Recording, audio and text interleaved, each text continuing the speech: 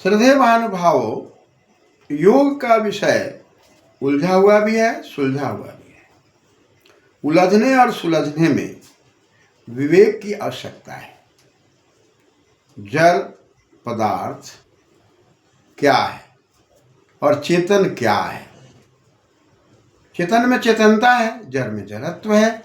जड़त्व से कैसे लाभ लें, चेतनत्व से कैसे लाभ लें, इस ओर बुद्धि को लगाकर जब हम जुड़ जाते हैं तो योग का विषय शुरू हो जाता है।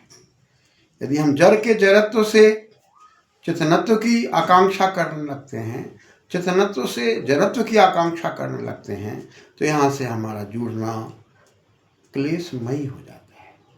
अतः क्लेश रहित होने के लिए वेद यथावत तत्व पदार्थ स्वतया स विद्या, तत्व के पदार्थ के स्वरूप को ज्यों के त्यों जानना पड़ेगा, तब हम विद्या की ओर जाएंगे।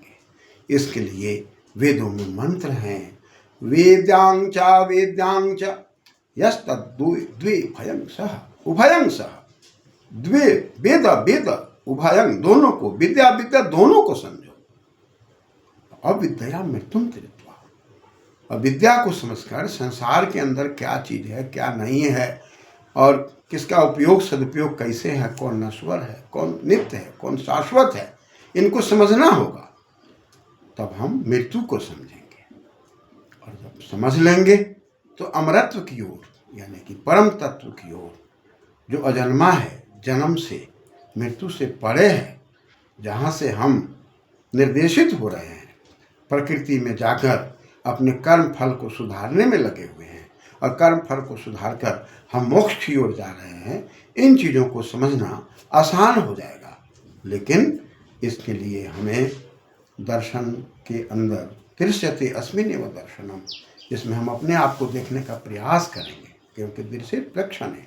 परामन प्रकर्ता से इक्षण देखना, समझना और समझदारी के साथ कार्य करना, अंधकार की भक्ति नहीं करना, सोच समझकर भक्ति करना, समर्पण की भक्ति करना और पूर्वाग्रही भी नहीं होना है।